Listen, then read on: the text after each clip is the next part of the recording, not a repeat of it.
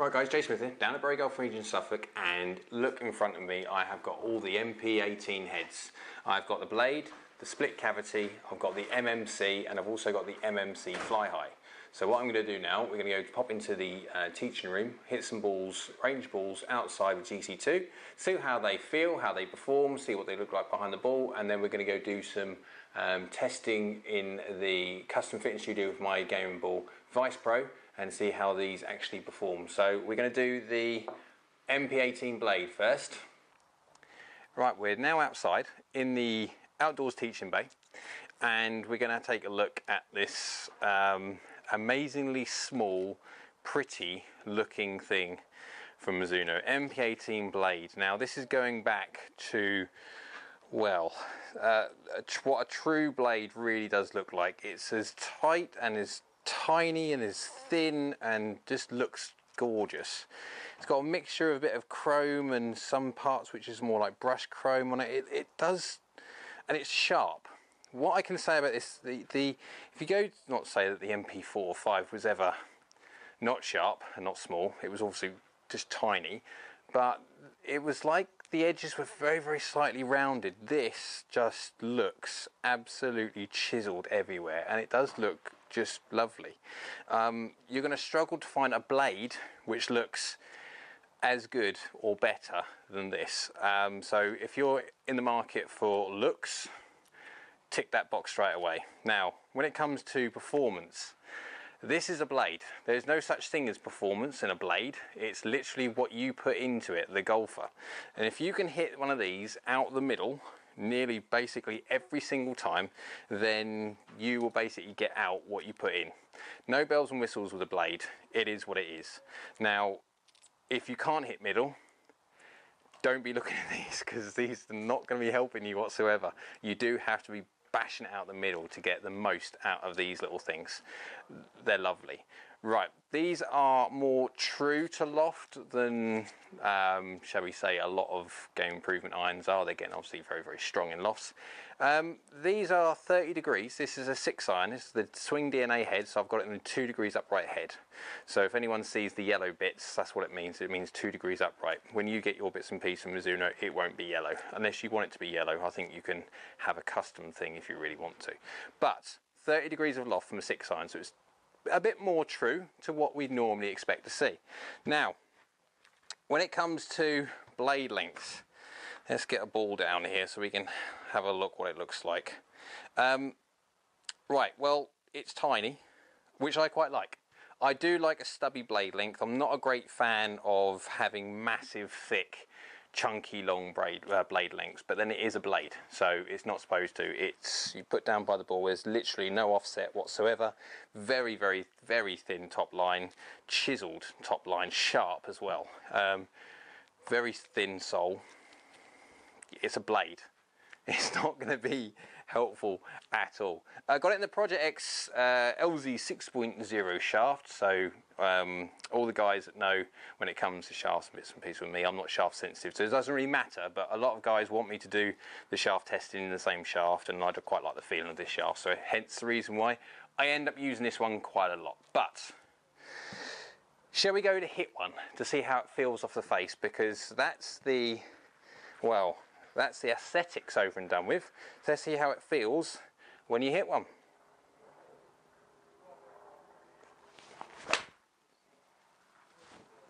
Oh, okay, that's lovely.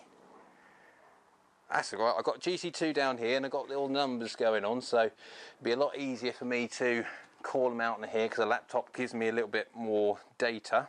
120 miles an hour, 15.6 launch. Range balls, remember, they launch a little bit lower. Little baby fade and spinning at 7.4. Going up at 30 peak yards, descending at 46.164, just a fraction off the right. So I mean, it's a pretty good shot. The feeling was lovely. Yeah, but I'm just sort of wondering if you don't quite hit the middle and you do wander a little bit. Let's go another one. I really don't want to hit this anything other than middle, because I've just got a feeling it's going to sting my little fingers. Let's give it another little hit, hopefully hit middle again. Oh yeah, ripped. It's a lovely feeling. It's a lovely feeling, it really is. 120 miles an hour again, 16.1 launch. Tiny little pull draw.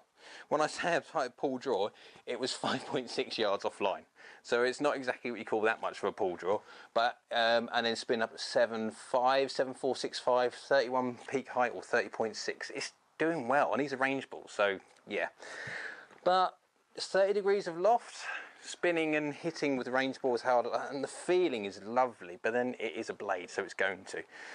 I'm going to hit 5 balls, because how these are coming away, I think I could be keeping on hitting these all day, because these are lovely. 3 more.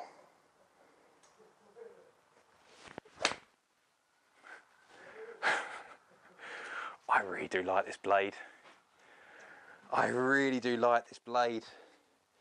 Little baby fade, 119, so yeah, 15.1 launch, 7.229, fairly consistent on spin, peak height 28. I mean, it's, what's that, 162. So I've had 2 at 164, 1 at 162. I just think I need to work on my consistency. And there's a little wet baby off to the right, 7 yards or so. But that's a lovely shot, and they feel lovely. This video might be really long if I just sort of like keep on hitting balls, but I've only got 2 left. I only got 2 left, so I'm going to hit 5 shots with all the balls, all the models. Sorry, 2 more to go.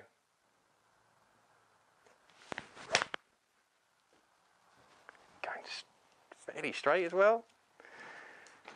Fraction not quite how I hit it. How did it come out though? 121, that's quite surprising. 15 degrees launch, a little baby fade, because I hit it slightly off of centre. 7.6, but it's spinning well, and it's doing, I tell you what, for a blade, that's performing quite well. Now, okay, there's not going to be that much forgiveness in this thing, but as time's gone on, they've made things a little bit more forgiving. Bear in mind it's a blade, but not much. These heads, now, Mizuno, when their construction process, or how they construct or forge their irons, in the past it's always been a case of when they're forging something, it's been like a mould. You kind of stamp it down and it squishes out the side, etc., and they trim it off, and then you've got the shape of a head, and then they obviously finish it off. Mizuno, when it comes to the new MP18s, they're changing their forging process slightly. Again, a bit more expensive, but they're saying it's like a high density forging. So when they're doing that forging, when that massive great big like weight comes down and presses on that mould, there's bits around the sides of the mould which stops it from squidging out. So basically they're saying it's more dense. Can I feel any difference between, say, this and the MP5 or 4? No. But actually, I didn't quite hit that one bang on middle, and it performed very, very well. Right, 1 more ball. Then we've got to do some proper numbers rather than hitting range balls. Feels gorgeous. Oh. Lovely. Feels lovely. 121 ball speed, 14.5 launch. Tiny little cut, 7.6 spin, 29 peak height, 45.5 to 1.6. It's lovely, and like 1 yard off target. These are gorgeous. These are really, really gorgeous. Now, let's go hit these on my Game & Ball Vice Pro on GC2 to see how they actually perform, because when it comes to feeling off the face, oh, these feel lovely. Right guys, numbers time for the MP18 Blade. Now, I loved hitting this when it comes to the outdoor testing here, and when I got into the closed data, where I could just concentrate on trying to hit just straight shots, just delivering the same every single time, try and compare how these really perform, was a joy, because I cannot stress enough how lovely the blade is to hit if you hit it in the middle. Now this test here, you can tell by the slight differences in ball speed through the test. Oh, I got there 1, 2, 3, 10 shots, trying to keep the data set as well manageable, but a decent sized data set, because I do comprehend and I do understand the importance for a decent data set to give an understanding of how the club performs over a certain amount. I get that, guys. Right, so we've got 10. We range from 119 miles an hour up to 124 when I absolutely button it. Got that twice. The launch angle is 18.1 on average. That ranges again from 18.9 twice down to 17. So actually, to be fair, when it comes to the blade, you have to be so focused on strike. Just so focused on the strike.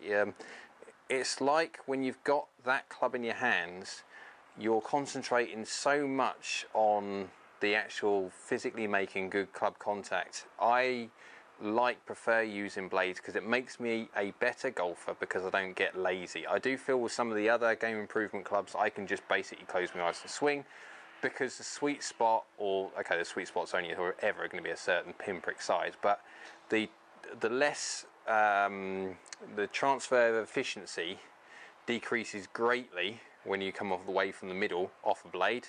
When it comes to a game improvement iron such as, say, the G400 that I've recently just tested, you can be a bit varied on your strike and get away with it, but this is all me. You really do have to concentrate on hitting. So I was hitting basically on average little baby fades. They were the tiniest little fades really. Some slightly more than others, but on average just little baby fades, and spinning up at 5, 6, 70. So considering this is a 6 iron, remember guys, at 30 degrees of loft, at 5.7 basically, it's getting dangerously close to that old adage, what we used to say, of 1000 RPM per number. It's not far off. I mean, but look, some of the shots I did, I got one up there, 2 up there, I mean, up there over 6,000. So it's there, it's strike. And you can see this, I mean, this, obviously the blade is very, very, very strike sensitive. So you can see the difference in performance there is from my strike alone, and very, very slight difference face to path changes. Peak height as well is up at 34. Now, okay, it is a 30-degree club, so it is a slightly weaker than the classic 6 irons you get nowadays. But it's getting good peak height. 34 is very, very healthy, and then descending at 47 too. Now, okay, it's only carrying 173. Now, a lot of the 6 irons that I've tested in past are going up to nearly 190. So, yes, when you're looking at it like that, it's quite a lot of difference in distance, but then it's not supposed to be a distance iron, it's supposed to be a controlling iron. And my worst shot was 170, and my furthest shot was 176, 6 yards. That's it. I would take these numbers on a golf course all day long. If I knew that my ball was within that kind of data set was going to like carry just 6 yards difference, and they feel and look as lovely as they do, I would take this all day long. Now, whether I can do this over an entire year would be an interesting one, because I've got my clubs being MP57s. That's very, very similar to the SC. They're a split cavity as such, but that's the tiniest cavity I've ever seen. And they perform very, very similar to this. But I would say that this blade has my MP57s when it comes to feel, because I cannot stress enough the feel of that blade when you middle it is just, I don't know of a club out today which beats it purely through 1, looks, and 2, the feel. The feel is just incredible. And then I average 0.7 right, but you can see there, if we go over to the trajectories, that's me. I'm having these little tiny little face to path changes, tiny little strike nuances, and they all make up this. So yes, you do have to be absolutely perfect with a blade, because you're going to have the tiniest differences that you saw there. I mean, that is pretty decent numbers, pretty decent delivery numbers. I'm having a good day of hitting, thank God, because I'm obviously using the blade. But that is me, and because of the blade being unforgiving, it gives you that kind of variance, and the variance is from between what we got there, nearly 11 left, that was a bad one, to 8.6 right. But 1.2 left, 2.3 left, 7.5, 3.2. There's some very, very good numbers in there. So, hope you liked the video. If you did, click the like button below. Please comment below what you would like to see when it comes to other videos. I've got a long list of comparisons, and because I did put out the preview and I asked you guys, and you very kindly did, give me your ideas about what you would like to do. A lot of it said on-course stuff, of which I will do. It's just that obviously these videos are going to get to a certain size where it's just, they're going to be like course vlog videos where they need half an hour to 35 minutes long if I was going to do course, but I will do it. Because I do see the value in doing some cool stuff on there because people want to see it. But in the meantime, hope you liked the video. If you did, click that like button below. Comment, help us out by clicking the old subscribe button as well, because it does help the channel. It enables me to do more content like this. Appreciate it for watching, guys, and we'll see you again soon.